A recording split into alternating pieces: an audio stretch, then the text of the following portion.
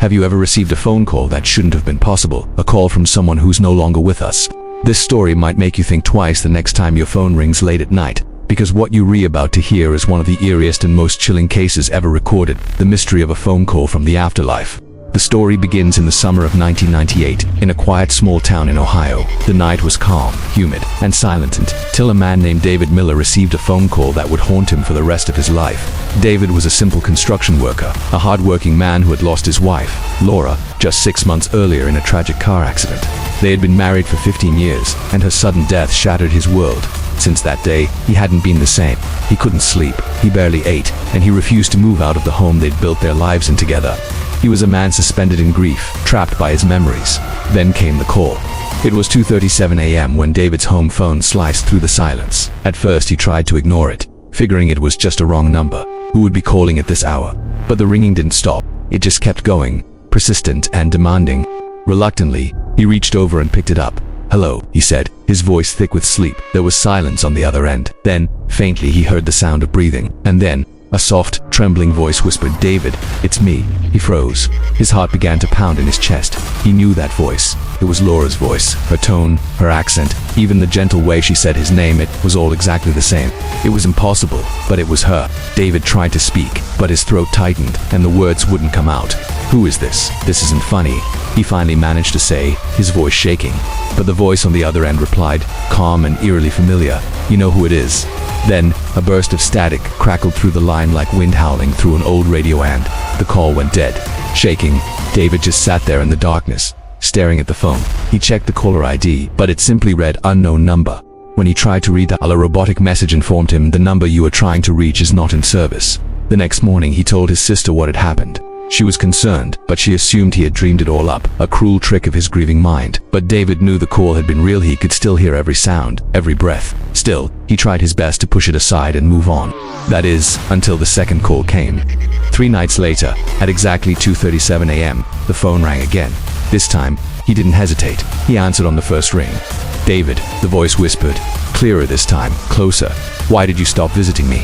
David's knees went weak. He sank onto the edge of his bed. "Laura," he whispered, his voice barely audible. How is this happening?" There was a long pause. Then she said something that he would never, ever forget. "I'm still here, David, but I'm cold." So cold he could hear her crying softly, a sound of pure despair that chilled him to the bone.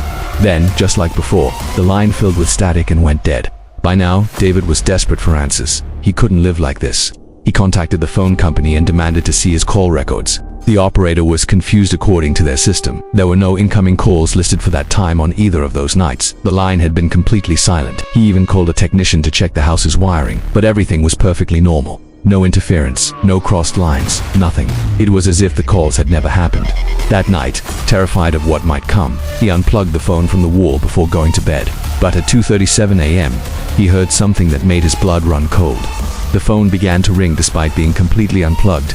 The sound echoed unnaturally through the silent house, sharp and hollow. His hands trembled as he slowly approached it, as if it were a venomous snake. He picked up the receiver, static. Then, her voice again, but different.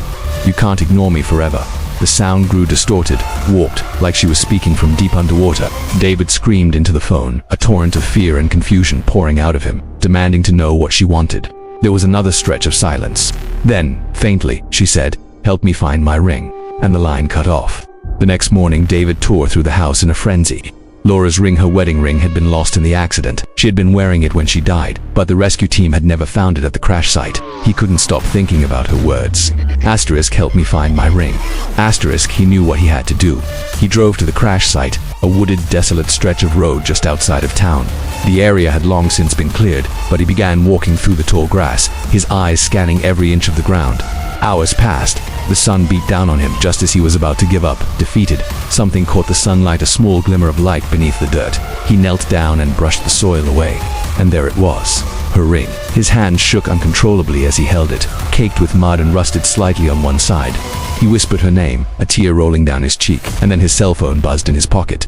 He looked down. It was that same unknown number, his heart pounding. He answered. "David," the voice said, soft and distant now, peaceful. "Thank you." The familiar static hissed, then slowly faded away into nothing.